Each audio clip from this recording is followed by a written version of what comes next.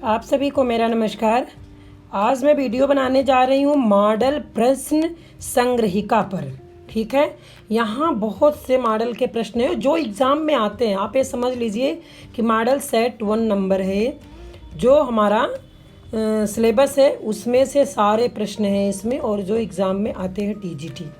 ठीक है, तो चलते हैं, पहला प्रश्न देखते हैं। हिंदी साहित्य के इतिहास को लिखने का सर्वप्रथम प्रयास किसके द्वारा किया गया? ठीक, हिंदी साहित्य के इतिहास को लिखने का सर्वप्रथम प्रयास किसके द्वारा किया गया? तो जॉर्ज ग्रियर्सन द्वारा तो नहीं किया गया, शिव सिंह सेंगर भी नहीं किए गए, आचार्य रामचंद्र शुक्ल जी भी नहीं किए गए हैं। तो ये सर्वप्रथम प्रयास किया है गारसादा तासी जी ने। ठीक है, गारसादा तासी ने किया है। अगला है, हिंदी साहित्य के इतिहास का सबसे उपयुक्त काल विभाजन किसके द्वारा प्रस्तुत किया गया? तो ये जो है किसके द्वारा प्रस्तुत किया गया है? आचार्य रामचंद्र शुक्ल जी द्वारा प्रस्तुत किया गया है। ठीक है, क्योंकि हजारी प्रसाद द्विवेदी जी द्वारा नहीं है, जॉर्ज ग्रियर्सन भी नहीं, उपरोक्त में से कोई नहीं, ये भी नहीं है। ठीक, अगला है, गारसादा तासीकृत हिंदी साहित्य का इतिहास किस भाषा में लिखा गया है? तो अंग्रेजी में तो नहीं लिखा गया, जर्मन में भी नहीं है, हिंदी में भी नहीं है। तो गारसादा तासीकृत हिंदी साहित्य का भाषा जो लिखा गया वो फ्रेंच भाषा में है। अगला है, आदिकाल को संधिकाल और चारणकाल इन दो खंडों में किसने विभाजित किया है? अब ये बताना है कि किसने विभाजित किया है। डॉक्टर राम कुमार वर्मा जी हैं कि राहुल जी हैं कि विश्वनाथ प्रसाद मिश्र जी हैं, उपरोक्त में से कोई नहीं। तो ऐसे आपके दिमाग में आ गया होगा, आदिकाल को संधिकाल और चारणकाल इन दो खंडों में विभाजित किए थे डॉक्टर राम कुमार वर्मा जी, ये सब नहीं थे। ठीक है, अगला है, आदिकाल का समय आचार्य हजारी प्रसाद द्विवेदी ने कब से कब तक का माना है? कब से कब तक का माना है आचार्य हजारी प्रसाद द्विवेदी जी? ठीक है, तो 1050 1375 इन्होंने नहीं माना है, ये दूसरे कवि हैं जो माने हैं। ठीक है, ये जो है दूसरे कवि हैं जो माने हैं, वीरगाथा काल का है ये, 1050 से 1375 ये रामचंद्र शुक्ल जी माने थे। ठीक है, तो 750 1000 नहीं, ये भी नहीं है, 700 1343 ये भी नहीं है। तो हजारी प्रसाद द्विवेदी ने माना है संवत 1000 से 1350 तक। ठीक है, अगला है, आदिकाल का समय आचार्य रामचंद्र शुक्ल ने कब से कब तक और किस काल के नाम से माना है? आ गया होगा समझ में आपको। ये माना है 1050 से संवत 1050 से 1375 और वीरगाथा काल में माना है। ठीक है, मैं अभी बताई हूँ इसको। ठीक है, तो संधिकाल चारणकाल आदिकाल नहीं माना है। अगला है, जसहर चरियु नामक पुस्तक का रचना निम्न में से कौन सा है? जसहर चरियु नामक पुस्तक का रचना निम्न में से कौन सा है? तो ये बताना है आपको, तो आप बताइए कि क्या है इसमें। ठीक है, इसमें जो है क्या है और कब है। ठीक, स्वयंभू है कि पुष्पदंत है कि दाहिल है कि अब्दुल हसन है? ठीक है, तो इसमें जो है पुष्पदंत जी हैं, स्वयंभू नहीं है, दाहिल भी नहीं है, अब्दुल हसन भी नहीं है। इसके जसहर चरियु नामक पुस्तक के रचनाकार हैं पुष्पदंत जी। ठीक है, ये पुष्पदंत जी हैं जसहर चरियु नामक पुस्तक के रचनाकार। अब आगे है, अगला प्रश्न है, निम्न में से कौन सी पुष्पदंत की रचना नहीं है? अब यहाँ नहीं बताना है, तो निम्न में से कौन सी पुष्पदंत की रचना नहीं है? तो आप ये समझिए, महापुराण है इनकी रचना। ठीक है, जय कुमार चरियु भी इनकी रचना है, जसहर चरियु भी इनकी रचना है। इनकी रचना जो नहीं है उसका नाम है पौम चरियु। ठीक है, पौम चरियु नामक पुस्तक के रचनाकार कौन है? अब यहाँ पूछा गया है कि पौम चरियु नामक पुस्तक के रचनाकार कौन है। जब आप पहला प्रश्न ध्यान से सुनेंगे तो दूसरे प्रश्न का आंसर आपको अपने आप यहाँ मिल जा रहा है। इधर पौम चरियु नामक पुस्तक के रचनाकार क्या हैं? स्वयंभू जी हैं। ठीक है, ये धनपाल नहीं है, पुष्पदंत भी नहीं, अब्दुल रहमान भी नहीं है। अगला है, निम्न में से अब्दुल रहमान की रचना कौन सी है? निम्न में से अब्दुल रहमान की रचना कौन सी है? संदेश रासक है, राहुल बेल है, जयचंद्र प्रकाश है कि आत्मबोध है? तो राहुल बेल नहीं है, आत्मबोध भी नहीं है, जयचंद्र प्रकाश भी नहीं है। ये है क्या? संदेश रासक है अब्दुल रहमान की रचना। ठीक है। भरतेश्वर बाहुबली रास नामक पुस्तक की रचना किसने की? तो देवसेन ने नहीं की है, जिन धर्म सूरी भी नहीं किए, विजय सेन सूरी भी नहीं किए हैं।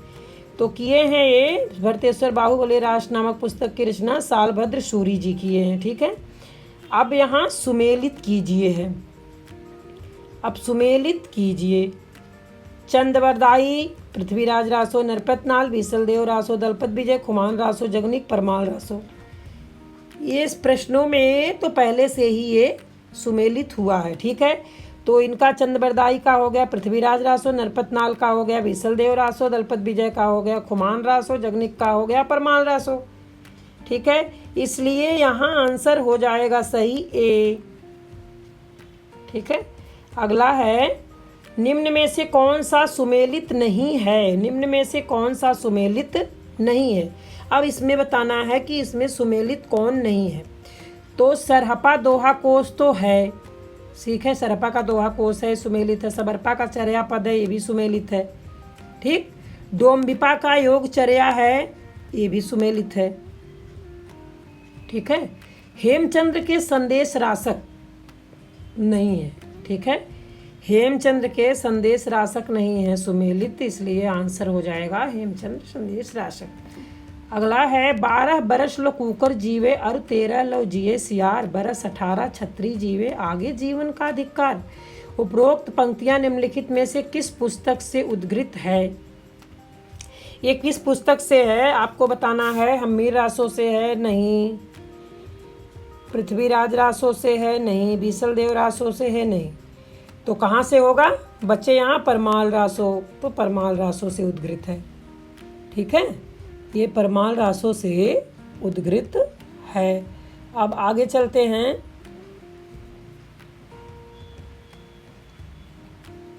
आगे है, जोई सोई पिंडे सोई ब्रह्मांडे, अर्थात जो शरीर में है वही ब्रह्मांड में है। ठीक है। अर्थात जो शरीर में है वही ब्रह्मांड में। यह सिद्धांत निम्नलिखित में से किसका है? यह सिद्धांत आपको बताना है कि निम्नलिखित में से किसका है। ठीक है। तो ये बताइए आप, एक बार आप भी दिमाग लगा लिया करिए थोड़ा सा, इसलिए मैं तुरंत तो नहीं बताऊंगी क्योंकि नहीं तो आपको पता नहीं रहेगा। ठीक है। तो अब मैं बताती हूँ। जोई सोई पिंडे सोई ब्रह्मांडे, ये नाथ कवियों का है कि सिद्ध कवियों का है कि जैन कवियों का है कि उपरोक्त में से कोई नहीं? ये किस में से है? ठीक है। तो ये जो है सिद्ध कवियों का नहीं है, ये भी नहीं है, ये भी नहीं है। ये जोई सोई पिंडे सोई ब्रह्मांडे, ये जो है नाथ कवियों का है। ठीक है। ये नाथ कवियों ने दिया है इसको। ठीक। अगला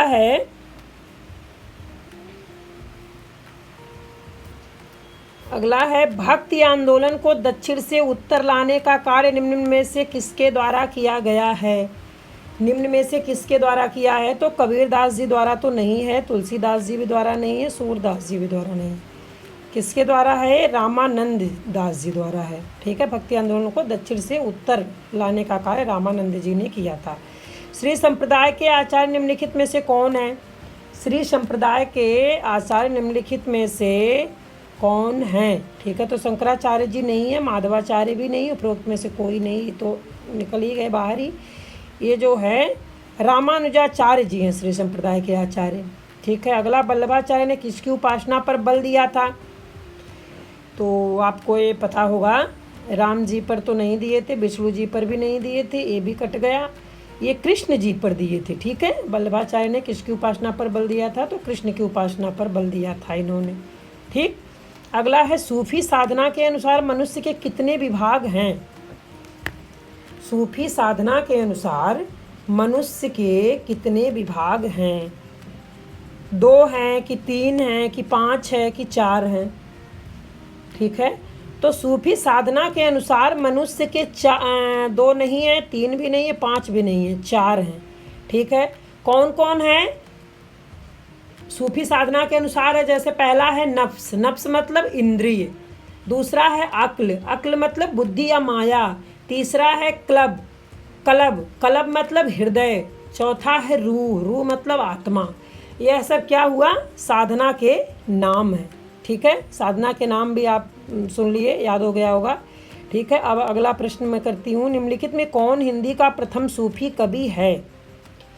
निम्नलिखित में कौन हिंदी का सूफी कवि है? तो मुल्ला दाऊद हैं कि कुतुबन हैं कि जायसी हैं कि कबीर हैं, इसमें बताना है। तो कुतुबन तो निकल गए, कबीर भी निकल गए, जायसी भी निकल गए। हिंदी के जो प्रथम सूफी कवि हैं वो मुल्ला दाऊद जी हैं। ठीक है, निम्न में से कौन सी रचना नंददास द्वारा रचित है? निम्न में से कौन सी रचना नंददास द्वारा रचित है? तो मुझे तो लग रहा है सारी नंददास द्वारा रचित है। रसमंजरी भी है, रूप मंजरी भी है, प्रेम मंजरी भी है, इसलिए उपरोक्त सभी हो जाएगा। ठीक है, चंदायन काव्य की रचना किसने की?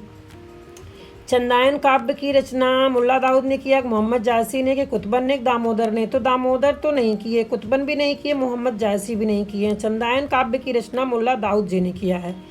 ठीक है, अगला है भक्तिकालीन हिंदी काव्य की प्रमुख भाषा है।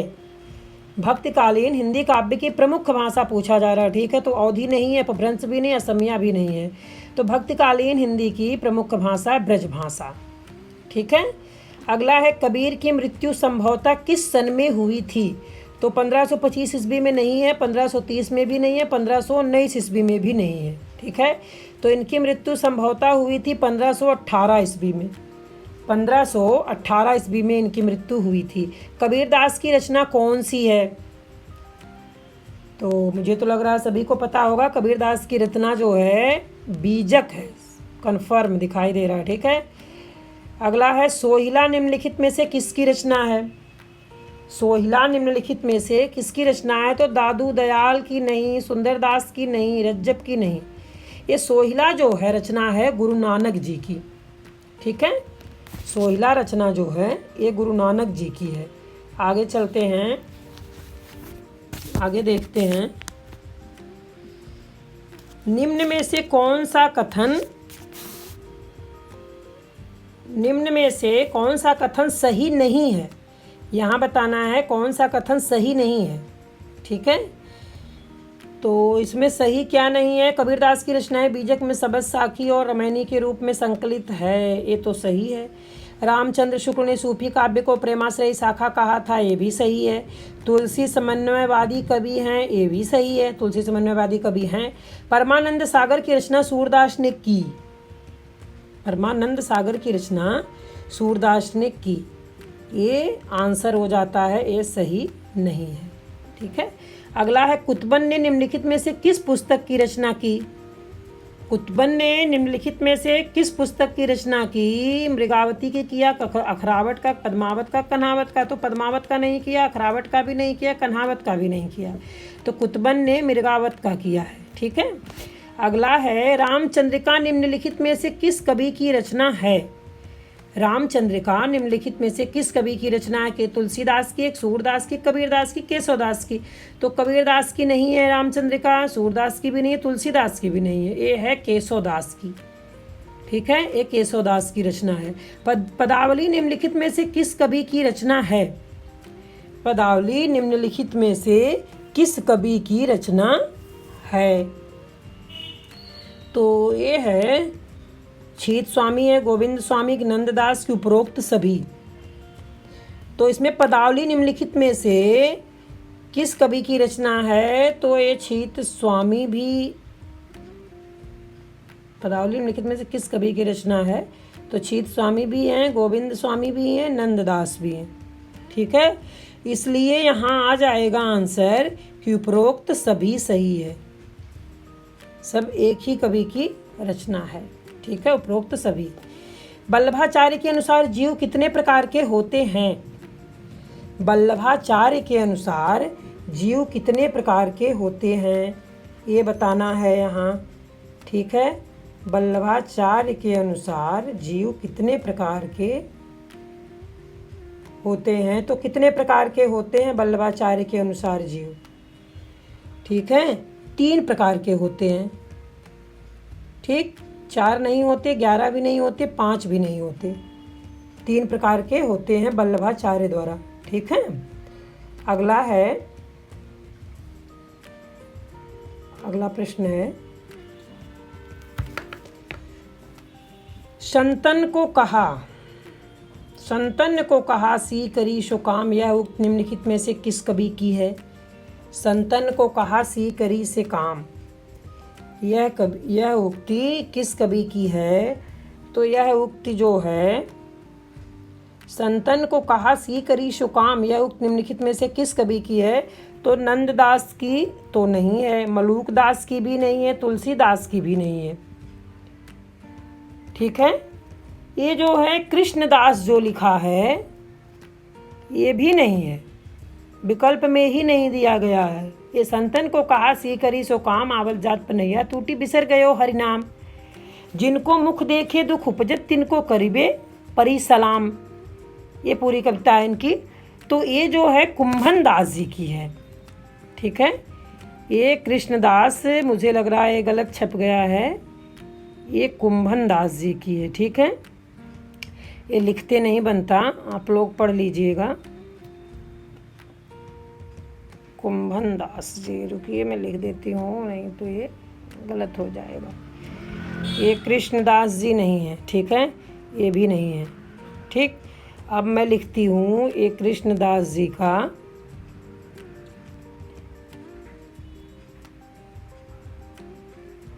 कुंभन दास जी, आप लोग समझ लीजिएगा। कुंभन मैंने लिख दिया है, अब आपके समझ में आ जाएगा। ठीक है, अगला है, मदनाष्टक निम्न में से किसकी रचना है? मदनाष्टक निम्न में से किसकी रचना है? अब ये आप बताएंगे कि मदनाष्टक निम्न में से किसकी रचना है। ठीक है, तो इस पे थोड़ा सा दिमाग आपको भी लगाना है। रसखान की है कि रहीम की है कि मलूकदास की है कि उपरोक्त में से कोई नहीं, ये किसकी है? तो जो मदनाष्टक है ये रसखान की तो नहीं है, मलूकदास की भी नहीं है, और ये तो नहीं है। तो मदनाष्टक जो है ये रहीम की एक कृति है। ठीक है, यह संस्कृत और हिंदी खड़ी बोली की मिश्रित शैली में रचित है। ठीक है, यह संस्कृत और खड़ी बोली की मिश्रित शैली में रचित है। इसका विषय क्या है? भगवान कृष्ण पर है। ठीक है, तो ये रहीम जी हो गए। अगला है, रहीम का पूरा नाम क्या है? ये तो सभी को पता होगा, अब्दुल रहीम खान खाना, रहीम दास, रामानंद रहीम, रहीम खान खाना, ये सब नहीं है। ठीक, अगला है, पीयूष कहूँ संदेश राहे भौरा हे काग, शोधन बिरही जर मुइते ही धुआं हम लाग। उपरोक्त पंक्ति में कौन सा अलंकार प्रयुक्त है? तो इसमें अनुप्रास नहीं है, उपमा भी नहीं है, रूपक भी नहीं है। इसमें क्या है? हेतुत प्रेच्छा अलंकार है। ठीक है, महाकवि भूषण को कवि भूषण की उपाधि से निम्नलिखित में से किसने सम्मानित किया है?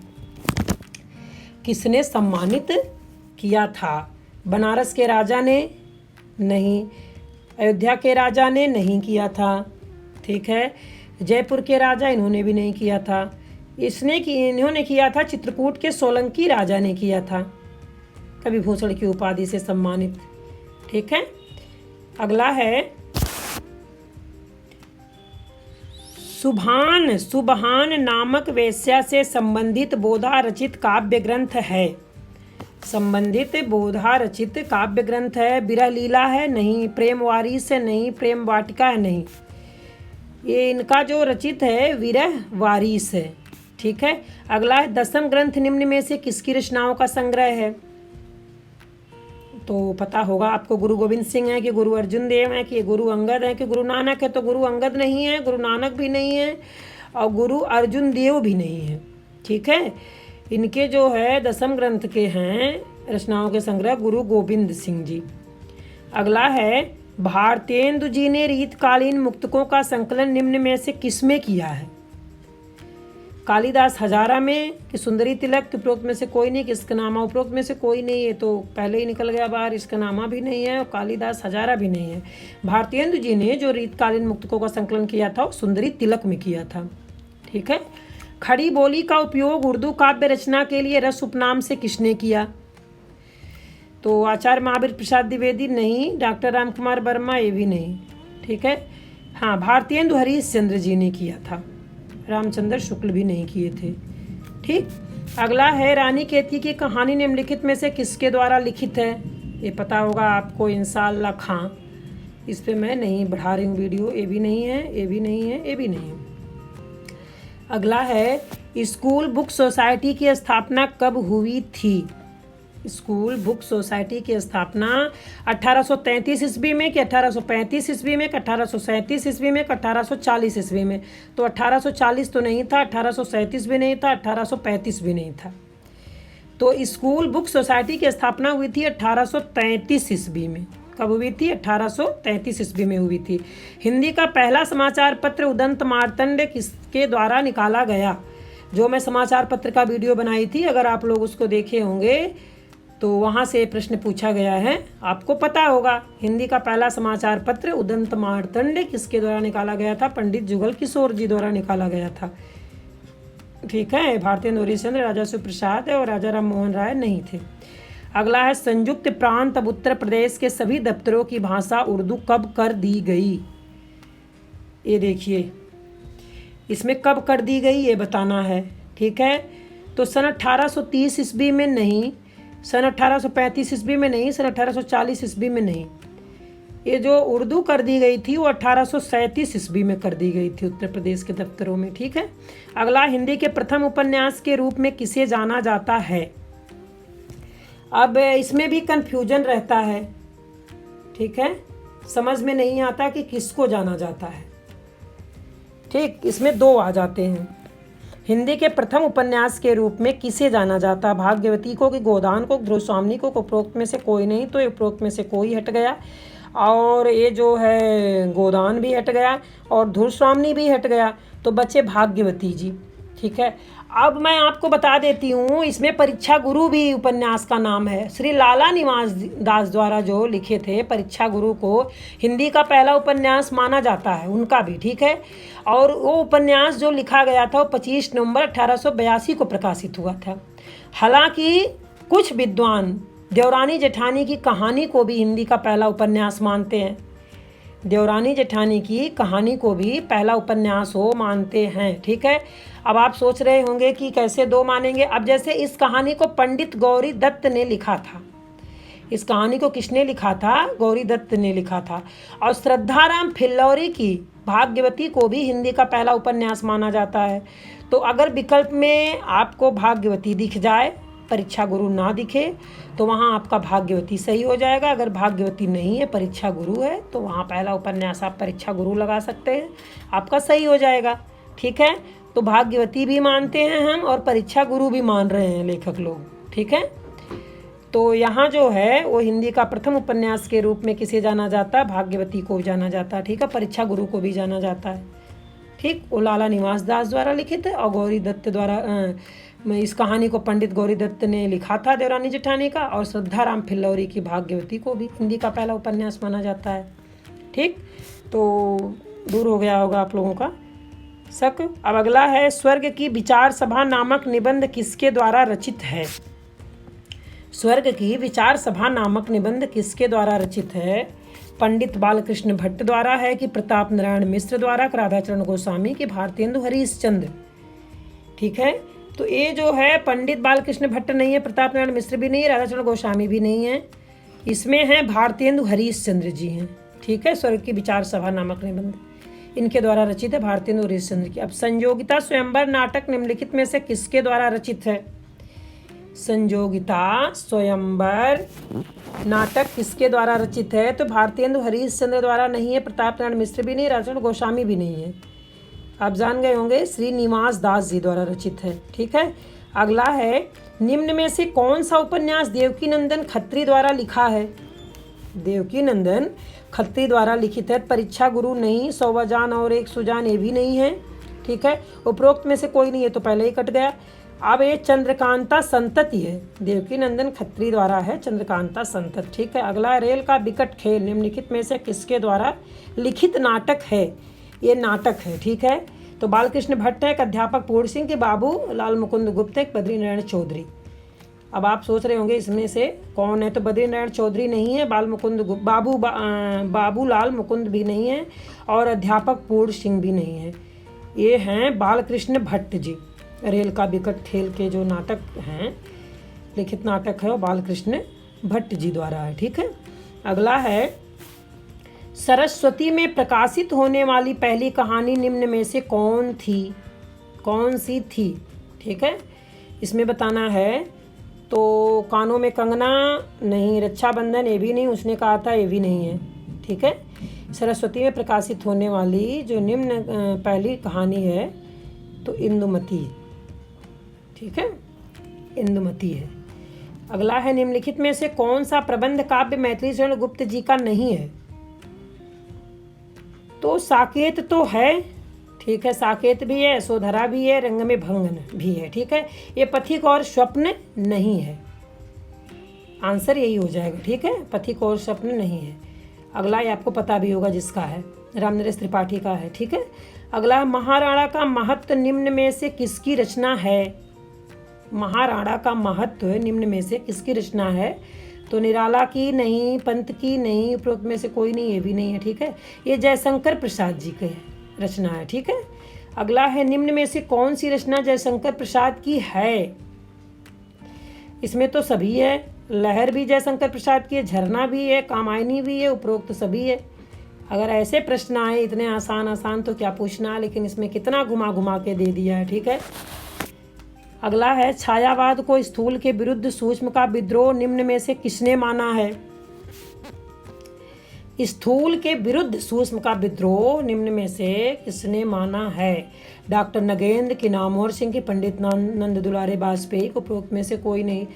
तो है तो माना है, नहीं गलत हो जाएगा। पंडित नंद दुलारे वाजपेयी भी नहीं है, डॉक्टर नामोर सिंह भी नहीं है। ये हैं माने हैं डॉक्टर नगेंद्र जी। ठीक है, डॉक्टर नगेंद्र जी सही हो जाएंगे। अगला है सुमेलित करना है। अब इसमें सुमेलित करना है स्वसुखी संप्रदाय अग्रदास, तत्सुखी संप्रदाय जीवाराम, सखी संप्रदाय रामचरण दास, रसिक संप्रदाय हरदास। ठीक है, तो इसमें सब गलत गलत मिलान करके दिए हैं और हमें उसको सही मिलान करना है। ठीक है, तो सही मिलान क्या होगा? स्वसुखी संप्रदाय के जो हैं वो रामचरण दास जी हैं, स्वसुखी संप्रदाय के रामचरण दास जी हैं। ठीक है, और तत्सुखी संप्रदाय के जो हैं वो जीवाराम जी हैं। ठीक, अब सखी संप्रदाय के हरिदास जी हैं, सखी संप्रदाय के हरिदास जी हैं, और रसिक संप्रदाय के कौन है? अग्रदास जी हैं। तो इसमें देखना है कि कौन सा विकल्प सही होता है, ए की, बी की, सी की, डी। तो मैं आपको बताती हूँ, ए का 3 हो गया, और बी का 2 हो गया, और सी का 4 हो गया, और डी का 1 हो गया। ठीक है, तो ये हो जाएगा सी, आंसर सही हो गया इसका। ठीक, अगला है तोड़ दो या क्षितिज मैं भी देख लूं शोर क्या है? उपरोक्त पंक्तियां निम्न में से किसके द्वारा रचित है? तोड़ दो या क्षितिज मैं भी देख लूं शोर क्या है? यह पंक्तियां पंत जी की है? नहीं। प्रसाद की है? नहीं। निराला की है? नहीं। किसकी है? ये महादेवी वर्मा जी की है। ठीक है, दीपक और बादल किसके प्रिय प्रतीक हैं? दीपक और बादल किसके प्रिय प्रतीक हैं? तो महादेवी वर्मा के हैं कि जयशंकर प्रसाद के हैं कि पंत के हैं कि निराला के हैं? ठीक है, तो ये निराला के नहीं है, जयशंकर प्रसाद के भी नहीं है, पंत के भी नहीं है। दीपक और बादल प्रतीक है महादेवी वर्मा के। ठीक है, अगला प्रगतिशील लेखक संघ का अधिवेशन कब हुआ था? कब हुआ था, किस सन में बताना है। तो 1931 ईस्वी में नहीं, 1935 ईस्वी में नहीं। ठीक है, और 1932 ईस्वी में वो भी नहीं। ये सन 1936 ईस्वी में हुआ था प्रगतिशील लेखक संघ का अधिवेशन। अगला है तीसरे तार सप्तक का प्रकाशन कब हुआ था? तीसरे तार सप्तक का प्रकाशन 1943 ईस्वी में नहीं, 1951 ईस्वी में नहीं, उपरोक्त में से कोई नहीं, ये तो पहली बार है। तीसरे तार सप्तक का प्रकाशन हुआ था 1959 ईस्वी में हुआ था। ठीक है। मैंने उसको जब जब देखा लोहा देखा, लोहा जैसे तपते देखा, गलते देखा, ढलते देखा, मैंने उसको गोली जैसे चलते देखा। ये पंक्तियाँ किसके द्वारा रचित है? ये पंक्तियाँ किसके द्वारा है? तो रामविलास शर्मा जी द्वारा नहीं, नरेंद्र शर्मा ये भी नहीं है, केदारनाथ अग्रवाल हैं कि अज्ञे हैं? इनमें से आपको बताना है। तो ये तो अज्ञे नहीं है, केदारनाथ अग्रवाल जी हैं। ठीक है, केदारनाथ अग्रवाल की लाइन है। अब अगला है मासिक पत्रिका प्रतीक के संपादक कौन थे? मासिक पत्रिका प्रतीक के संपादक कौन थे? रघुवीर सहाय, नरेश मेहता, केदारनाथ सिंह कग्गे। तो रघुवीर सहाय नहीं है, नरेश मेहता भी नहीं, केदारनाथ सिंह भी नहीं है। मासिक पत्रिका के प्रतीक के संपादक हैं अग्गे जी। ठीक है। अगला है चांद का मुंह टेढ़ा है काव्य संकलन का प्रकाशन कब हुआ? चांद का मुंह टेढ़ा है काव्य संकलन का प्रकाशन कब हुआ है? तो 1964 ईस्वी में, 1966 ईस्वी में, 1960 ईस्वी में, 1970 ईस्वी में कब हुआ है ये बताना है। ठीक है। तो ये है 1970 ईस्वी में नहीं है, 1966 ईस्वी में भी नहीं, 1960 ईस्वी में भी नहीं है। ठीक है। ये 1964 ईस्वी में है। रतिनाथ की चाची नामक उपन्यास निम्नलिखित में से किसका है? रतिनाथ की चाची नामक उपन्यास निम्नलिखित में से किसका है? तो प्रेमचंद्र का नहीं है, राही मासूम रजा का भी नहीं है, और उपरोक्त में से कोई नहीं, ये भी नहीं। तो रतिनाथ की चाची जो नामक उपन्यास था वो नागा अर्जुन जी का है। ठीक, ये नागा अर्जुन जी का। अगला है 9 साल छोटी पत्नी किसके द्वारा रचित कहानी है? 9 साल छोटी पत्नी कमलेश्वर हैं कि कृष्णा सोबती, मोहन राकेश, रविंद्र कालिया। तो यहाँ तो मोहन राकेश भी नहीं है, कृष्णा सोबती भी नहीं है, कमलेश्वर भी नहीं है। 9 साल छोटी पत्नी ये रचित है रविंद्र कालिया जी द्वारा। अगला कामायनी एक पुनर्विचार में किसने कामायनी को वृहद फैटेंसी और मनु को ध्वस्त होती हुई सामंती व्यवस्था का प्रतीक कहा है? सामंती व्यवस्था का प्रतीक कहा है। जयशंकर प्रसाद नहीं, अज्ञे नहीं, शमशेर नहीं है। ठीक है। ये हैं मुक्तिबोध जी। ठीक है, मुक्तिबोध जी ने इस शब्द को कहा था। अगला है कलम का सिपाही नामक जीवनी किसके द्वारा लिखी गई है? कलम का सिपाही नामक जीवनी किसके द्वारा लिखी गई है? तो शरद चंद्रशेखर शुक्ल नहीं, विष्णु प्रभाकर नहीं, शरद चंद्र भी नहीं है। ये हैं कलम का सिपाही नामक जीवनी अमृत राय जी द्वारा लिखित है। ठीक है। अगला है मंटो मेरा दुश्मन नामक संस्मरण किसका है? मंटो मेरा दुश्मन नामक संस्करण किसका है? शिवपूजन सहाय का नहीं, बनारसी दास चतुर्वेदी का नहीं, ये तो पहले ही हट गए हैं। ये उपेंद्र नाथ अस्क है। ठीक है, मंटो मेरा दुश्मन संस्करण उपेंद्र नाथ अस्क जी का। अगला है लोहे की दीवार के दोनों ओर नामक यात्रा वृत्त किसने लिखा है? यशपाल ने, राहुल सांकृत्यायन, प्रभाकर द्विवेदी की अज्ञे। तो ये आप जान लो, यशपाल जी ने लिखा है। अगला है आचार्य मम्मट के अनुसार काव्य के कितने हेतु होते हैं? आचार्य मम्मट के अनुसार काव्य के कितने हेतु होते हैं ये बताना है। कितने हेतु होते हैं? तो हेतु आप देखिए क्या है। हेतु पूछे हैं 2 हैं कि 3 हैं कि 4 हैं कि 5 हैं। ठीक है, तो 2 तो नहीं है, 4 भी नहीं है, 5 भी नहीं है। आचार्य मम्मट के अनुसार काव्य के 3 हेतु होते हैं। ठीक है। अगला है आचार्य शंकुक के रस सिद्धांत को किस नाम से जाना जाता है? किस नाम से जाना जाता है इनको ये बताना। उत्पत्तिवाद कि मुक्तिवाद कि अनुमितवाद कि अभिव्यक्तिवाद? ठीक है, तो उत्पत्तिवाद नहीं है, मुक्तिवाद भी नहीं है, अभिव्यक्तिवाद भी नहीं है, ये है अनुमितवाद। ठीक है। ध्वनि सिद्धांत से संबंधित निम्न में से कौन से आचार्य हैं? ध्वनि सिद्धांत के आनंद वर्धन है कि आचार्य कुंतक की? उपरोक्त में से कोई नहीं। और कि आचार्य दंडी? तो आचार्य दंडी नहीं है, आचार्य कुंतक भी नहीं है। ये ध्वनि सिद्धांत से संबंधित हैं आनंद वर्धन जी। ठीक है। अगला है आचार्य विश्वनाथ ने काव्य में वक्रोक्ति को किस रूप में माना है? काव्य में वक्रोक्ति को किस रूप में माना है यहाँ बताना है आपको। तो रीति नहीं माना, गुण नहीं माना, आत्मा नहीं माना, ये माना है विश्वनाथ ने अलंकार रूप में। ठीक है। शब्द शक्तियाँ कितने प्रकार की होती हैं? शब्द शक्तियाँ जो है कितने प्रकार की होती हैं? तो शब्द शक्तियाँ 1 2 4 3, तो 4 तो नहीं होती, 2 भी नहीं होती, 1 भी नहीं होती। शब्द शक्तियाँ होती है 3 प्रकार की। पहले शक्तियाँ का नाम है अभिधा, लक्षणा, व्यंजना। ठीक है, ये अभिधा, लक्षणा और व्यंजना है। वाचक, लक्षक और व्यंजक तथा इनसे क्रमशः 3 प्रकार का अर्थ प्रकट होता है। इनसे 3 प्रकार का अर्थ प्रकट होता। पहला है वाच्यार्थ, ठीक है, फिर लक्ष्यार्थ, फिर व्यंग्यार्थ। आया समझ में?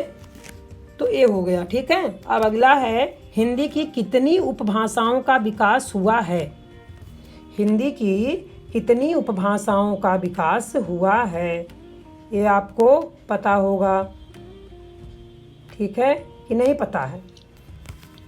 हिंदी की कितनी उपभाषाओं का विकास हुआ? 2 की, 4 की, 3 की, 5? तो 5 उपभाषाओं का विकास हुआ है हिंदी की। ठीक है, 5 उपभाषाओं का विकास हुआ है। जैसे हिंदी 5 उपभाषाओं में बटी है: पश्चिमी हिंदी, पूर्वी हिंदी, राजस्थानी हिंदी, पहाड़ी हिंदी, बिहारी हिंदी। ठीक है, ये जो है जैसे पश्चिमी हिंदी खड़ी बोली देहरादून, सहारनपुर, मुजफ्फरनगर, मेरठ, बिजनौर, रामपुर और मुरादाबाद में बोली जाती है। ठीक है। अब अगर मैं पूरा बताऊंगी तो वीडियो बहुत लंबा हो जाएगा, इसलिए आप लोग पता होगा मुझे लग रहा।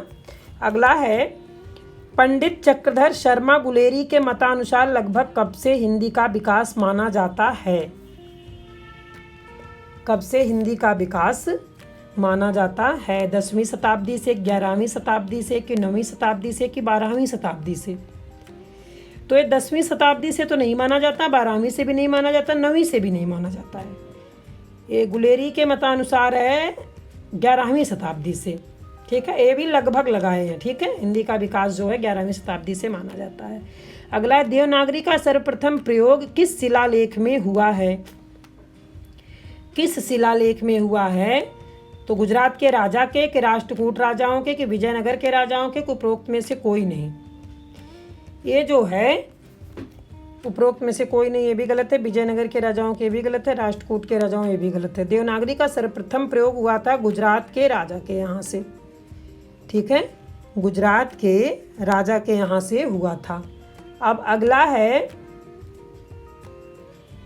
तिलक फांट में टाइपों की कुल संख्या कितनी है? तिलक फांट में टाइपों की संख्या कुल कितनी है, ये बतानी है। अब इसमें भी कंफ्यूजन ही रहता है। ठीक है, इसमें भी समझ में कम आता है लोगों को कि कितनी है, कम है कि ज़्यादा है, क्या है, कैसे है। ठीक है, कहीं कहीं 180 बताते हैं, कहीं कहीं 190 बताते हैं, कहीं कहीं 195 बताते हैं, 200 तो नहीं है। ठीक है, तो जैसे विकल्प दिया रहेगा, अगर आपको वहाँ विकल्प मिलेगा 190 तो 190 करना। अगर वहाँ विकल्प आपको मिलेगा कि जो है 195 तो 195 करना। ठीक है, तिलक फांट पहले जो है 180 था, बाद में 190 हुआ, बाद में 195 हुआ, आप ये मान लीजिए। ठीक है, तिलक फांट में टाइपों की कुल संख्या कितनी है? तो आजकल जो है वो 195 है। ठीक है, अगला है राजभाषा आयोग की नियुक्ति सर्वप्रथम किस सन में हुई? राजभाषा आयोग की नियुक्ति सर्वप्रथम किस सन में हुई, ये बताना है। 1950 ईस्वी में है, 1957 ईस्वी में, 1960 ईस्वी में, 1955 ईस्वी में। ठीक, तो 1950 तो नहीं है, 1957 भी नहीं, 1960 भी नहीं है, ये 1955 ईस्वी में हुआ है। ठीक है, राजभाषा आयोग की नियुक्ति। संविधान की किस धारा के अनुसार संसद का कार्य हिंदी या अंग्रेजी में किया जाता है? 120 की 334 की 346 की 345? तो 346 नहीं है, 345 भी नहीं, 334 भी नहीं है, ये धारा है 120। ठीक है, अगला है संज्ञा के कितने भेद होते हैं? संज्ञा के कितने भेद होते हैं? तो ये तो सभी को पता होगा, ऐसा तो कुछ नहीं है इसमें। ठीक है कि नहीं पता होगा? 2 हैं कि 3 हैं कि 4 हैं कि 5 हैं? ठीक है। तो संज्ञा के 5 भेद होते हैं, ठीक। जातिवाचक, भाववाचक, समूहवाचक, द्रव्यवाचक, व्यक्तिवाचक, तो ये सब क्या है, संज्ञा के भेद हैं, ठीक है। अगला है सर्वनाम के कितने भेद होते हैं? 3 है कि 4 है कि 5 है कि 6 हैं? तो ना 3 है, ना 4 है, ना 5 है, ठीक है, ये 6 हैं। शुद्ध वर्तनी वाला शब्द है।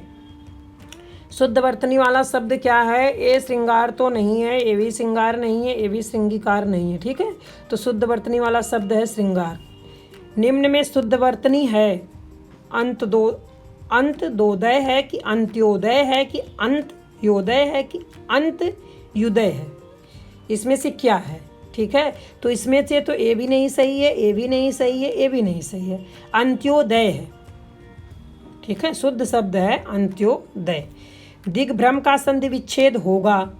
दिग्भ्रम का संधि विच्छेद क्या होगा? दिग धन भ्रम नहीं, दिक धन भ्रम नहीं, दिग धन भरम, ये भी नहीं है, ठीक है। तो ये होगा दिक धन भ्रम, क्योंकि यहाँ दिग्भ्रम है ना, तो यहाँ दिक धन भ्रम। अगला है चंद्रोदय में प्रयुक्त संधि है। अब चंद्रोदय में कौन सी संधि है? दीर्घ संधि नहीं, यड़ संधि नहीं, वृद्ध संधि नहीं, यहाँ चंद्रोदय में है गुण संधि, ठीक है। अगला है कामचोर में प्रयुक्त समास है। कामचोर में कौन सा समास है? अव्ययी भाव समास नहीं, कर्मधारय समास नहीं, द्वंद्व समास नहीं, इसमें है तत्पुरुष समास। 31 में कौन सा समास है? कर्मधारय समास नहीं, द्विगु समास नहीं, तत्पुरुष समास ये भी नहीं है। 31 में यहाँ संख्या आ रही है तो द्वंद्व समास हो गया, ठीक है। निम्नलिखित शब्दों में स्त्रीलिंग का चयन कीजिए, ठीक है। अब यहाँ हंस है, उल्लू है, गिद्ध है, चील है। अब जैसे क्या कहेंगे? हंस है कि गिद्ध है कि उल्लू है कि चील है? तो भाई हम जो मान रहे हैं स्त्रीलिंग है चील, लेकिन आप लोग भी बताइएगा क्या है, ठीक है। मुझे बहुत सही नहीं लग रहा चील, लेकिन फिर भी मैं यहाँ चील ही मान रही हूँ, ठीक है। अगला, निम्नलिखित शब्दों में स्त्रीलिंग का चयन कीजिए। अब यहाँ स्त्रीलिंग का चयन करना है तो बसंत नहीं, शरद ये भी नहीं है, शिशिर ये भी नहीं। स्त्रीलिंग मुझे दिख रहा है यहाँ पावस, ठीक है, पावस स्त्रीलिंग है। अगला है राम ने पुस्तक पढ़ी। इस वाक्य में कौन सा कारक है? राम ने पुस्तक पढ़ी मतलब यहाँ उन्होंने पढ़ा, अपना कर्म किया, ठीक है। तो यहाँ कर्ता कारक नहीं है, संप्रदान कारक ये भी नहीं, अपादान कारक ये भी नहीं है, इस कर्म कारक हो जाएगा। राम ने रावण से युद्ध किया, इस वाक्य में कौन सा कारक है? राम ने रावण से युद्ध किया, कर्म कारक नहीं, करण कारक नहीं, संप्रदान कारक ये भी नहीं है, यहाँ कर्ता कारक हो जाएगा, ठीक ने। राम ने रावण से युद्ध किया तो कर्ता कारक यहाँ आ रहा है। अगला है प्रत्यय मूलतः कितने प्रकार के होते हैं? पता होगा सभी को, 2 प्रकार के होते हैं, इस पे ज़्यादा समय नहीं लगाना है। त्रुटि विराम हंस पद का चिन्ह निम्नलिखित में से कौन सा है? ये भी आपको पता होगा, ए नहीं है, ए नहीं है, ए नहीं है, ए है हंस पद की। वागेश्वरी शब्द का पर्यायवाची शब्द है। वागेश्वरी शब्द का पर्यायवाची शब्द कमला नहीं, सुखदा नहीं, प्रमदा नहीं, शारदा है वागेश्वरी शब्द का, ठीक है। गीली आंखें शब्द का पर्यायवाची शब्द है, क्या है? गीली आंखों का, ठीक है। तो गीली आंखों का मंद्र नहीं हो सकता, आद्री भी नहीं हो सकता, आर्जो भी नहीं हो सकता, गीली आंखों का होगा आर्द्र। आर्द्र मतलब गीला, ठीक है। वक्र शब्द का विलोम शब्द है। अब देखिए वक्र का बताना है, वक्र शब्द का विलोम शब्द है, क्या है? कठोर नहीं, अक्र नहीं, छम नहीं, ठीक है। वक्र शब्द का विलोम शब्द है ऋजु, ठीक। आगे है पूर्णिमा शब्द का विलोम शब्द है। पूर्णिमा शब्द का विलोम शब्द विभावरी नहीं, निशीथ नहीं, कालिमा नहीं, नहीं अमावस्या है, ठीक है। अगला है नवविवाहिता स्त्री के लिए एक शब्द है, युगधा है नहीं, प्रौढ़ा है नहीं, नववधू है नहीं, क्या है? नवोढ़ा है, ठीक है। आँख का काजल चुराना मुहावरे का अर्थ है, बहुमूल्य वस्तु चुराना नहीं, बहुत प्रेम करना नहीं, सामान्य वस्तु चुराना नहीं, सामने की वस्तु चुराना। आँख का काजल है सामने की वस्तु चुराना, ठीक है। अगला है आधा तीतर आधा बटेर लोकोक्ति का अर्थ है, तो दुविधा में रहना नहीं, बेमेल वस्तुओं का संजोग है, ठीक है। आधा तीतर आधा बटेर, ये सब नहीं है। अगला है कालिदास की निम्नलिखित रचनाओं में कौन गीत काव्य है?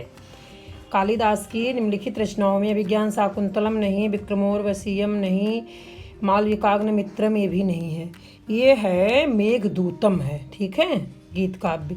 कालिदास ने रघुवंश में कितने राजाओं के जीवन का वर्णन किया है? तो 15 नहीं, 25 नहीं, 35 नहीं, इन्होंने किया है 31 राजाओं का वर्णन किया है। ठीक है। किराता अर्जुनीयम महाकाव्य कितने सर्गों में निबद्ध है? कितने सर्गों में बधा हुआ है? तो 12 नहीं, 22 नहीं, 24 नहीं। ठीक है, ये 18 सर्गों में निबद्ध है। ठीक है। गुरु शब्द के चतुर्थी एक वचन का रूप होगा। गुरु शब्द के चतुर्थी एक वचन का रूप गुरुड़ा नहीं, गुरु नहीं, गुरुओं नहीं, गुरुवे होगा चतुर्थी एक वचन का रूप। ठीक है। अगला है जगत शब्द के षष्ठी द्विवचन का रूप होगा। जगत शब्द के षष्ठी द्विवचन का रूप क्या होगा? जगतो, जगता, जगती, जगता, तो जगतो होगा। ठीक है, ये सब नहीं होगा। दृश धातु के लोट लकार मध्यम पुरुष एक वचन का रूप होगा। पश्यतु, पश्य, द्रच्छयथ, अपश्य, तो ये भी नहीं है, ये भी नहीं है, ये पश्य है। ठीक। भानुदय का संधि विच्छेद निम्न में से कौन सा होगा? भानुधन उदय होगा कि भानुधन उदय? भानुधन उदय, भानुधन उदय, ये जो है ये भी नहीं है, ये भी नहीं है, ये भी नहीं है, ये है भानुधन उदय है। ठीक है, भानुधन उदय। निराश्रिता में प्रयुक्त सूत्र निम्न में से कौन सा है? निराश्रिता में प्रयुक्त सूत्र निम्न में से कौन सा है? तो हसिचा नहीं, यचो अवायवः ये भी नहीं है, अतोरो प्लतु प्लुताद प्लुते ये भी नहीं है, ये है सस जुसे रुआ। सस जुसे रुआ है निराश्रित में प्रयुक्त सूत्र। ठीक है। अगला है राजपुरुष में प्रयुक्त समास है। अव्ययी भाव है, तृतीय तत्पुरुष है, कर्मधारय, षष्ठी तत्पुरुष है। तो कर्मधारय तो नहीं है राजपुरुष में, तृतीया भी नहीं है, अव्ययी भाव भी नहीं है, षष्ठी तत्पुरुष है। ठीक है, ये षष्ठी तत्पुरुष है। अगला है नैषधीय चरित कितने सर्गों में निबद्ध है? 18 है कि 20 है कि 24 है कि 22 है? ये 18 नहीं है, 20 भी नहीं है, 24 भी नहीं है, ये 22 है। नैषधीय चरित कितने सर्गों में निबद्ध है? 22 है। बाल रामायण निम्न में से किसकी रचना है? बाल रामायण निम्न में से राजशेखर की है कि माघ का है कि विश्वनाथ का है कि दंडी का है? तो ये जो है राजशेखर का है। ठीक है, विश्वनाथ, माघ, दंडी का नहीं है। स्वप्न वासव दत्तम निम्न में से किसके द्वारा रचित नाटक है? किसके द्वारा रचित नाटक है? तो ये कालिदास द्वारा है? नहीं। भवभूति है? नहीं। ठीक है। भारवी है? ये भी नहीं है। स्वप्न वासव दत्तम निम्न में से रचित है भास द्वारा। ठीक है। निम्न में से कौन सा गीत काव्य है? निम्न में से कौन सा गीत काव्य है, इसके बारे में बताना है। तो ऋतु संहार भी है, मेघदूतम भी है। ठीक है, ये नहीं है, ए बी दोनों हो गया।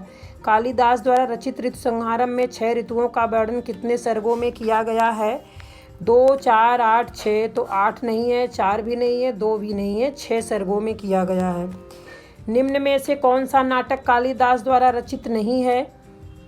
तो स्वप्न वासव दत्तम, मालविकाग्निमित्रम है कि विज्ञान शाकुंतलम है कि विक्रमोर्वशीयम है? ये जो है कालिदास द्वारा रचित नहीं है, तो ये तो रचित है, ये सब तीनों रचित हैं। ठीक है, स्वप्न वासव दत्तम नहीं है। ठीक है, ये आंसर हो जाएगा नहीं का। हाँ, अगला है भवभूति के नाटकों में किस रस की प्रधानता है? तो वीर रस की नहीं है, श्रृंगार रस की भी नहीं है, हास्य रस की भी नहीं है। भवभूति के नाटकों में है रस की प्रधानता करुण रस की है। ठीक है, कौन सा सुमेलित नहीं है? इसमें मिला कौन सा नहीं है? मालविकाग्निमित्रम, अग्निवर्ण तथा मालविक की प्रणय कथा ये है, सही है। विक्रमोर्वशीयम, पुरूरवा तथा उर्वशी की प्रणय कथा ये भी सही है। अभिज्ञान शाकुंतलम, दुष्यंत तथा शकुंतला की प्रणय कथा ये भी सही है। ठीक है, ये सुमेलित जो है नहीं है। मालती माधवम, मालती तथा मल्लिनाथ की प्रणय कथा, आंसर ये सही हो जाएगा। ठीक है, अगला है भारवी द्वारा रचित किराता अर्जुनीयम में किस रस की प्रधानता है? श्रृंगार रस नहीं, हास्य रस नहीं, करुण रस भी नहीं है, ये वीर रस है। दंडी की रचना कौन सी है? दंडी की रचना काव्य दर्शम भी है, अवंती सुंदरी भी है, 10 कुमार चरितम भी है, इसलिए उपरोक्त सभी सही हो जाएगा। अगला है सज्जनः का सही संधि विच्छेद है। तो सज्जनः का संधि विच्छेद सतधन जनः नहीं, सत्यधन जनः नहीं, सजधन जनः नहीं है, सदधन जनः है सज्जनः का संधि विच्छेद। ठीक है। अगला है लब्धा का सही संधि विच्छेद है। तो लब धन ध नहीं होगा, लव धन ध ये भी नहीं है, ल धन बधा ये भी नहीं है। तो सीधे है लब्धा का लब धन धा, इसमें भा आ रहा। ठीक है। अगला है रामानुज में कौन सा समास है। तो रामानुज में अधिकरण तत्पुरुष नहीं है, अपादान तत्पुरुष नहीं, कर तत्पुरुष ये भी नहीं है। इसमें रामानुज में आ रहा संबंध तत्पुरुष। ठीक है। प्रत्येकः में कौन सा समास है। प्रत्येकः में अव्ययी भाव है, द्विगु है कि बहुव्रीहि है कि द्वंद्व है। तो बहुव्रीहि तो नहीं दिख रहा है, द्वंद्व भी नहीं है, द्विगु भी नहीं है, इसमें अव्ययी भाव समास है। ठीक है। लास्ट है मुनि शब्द का चतुर्थी विभक्त के एक वचन में होगा। मुनिम है कि मुनिना है कि मुनिये है कि मुनः है, इसमें जो है मुनये है। ठीक है। ये सब नहीं है। ठीक है। तो लास्ट प्रश्न था आज के वीडियो का। ठीक है। मैं अगले वीडियो में फिर ऐसे प्रश्न लेके मिलूँगी, आप लोग कमेंट करिएगा इसमें। अगले वीडियो में फिर मिलूँगी, तब तक के लिए धन्यवाद।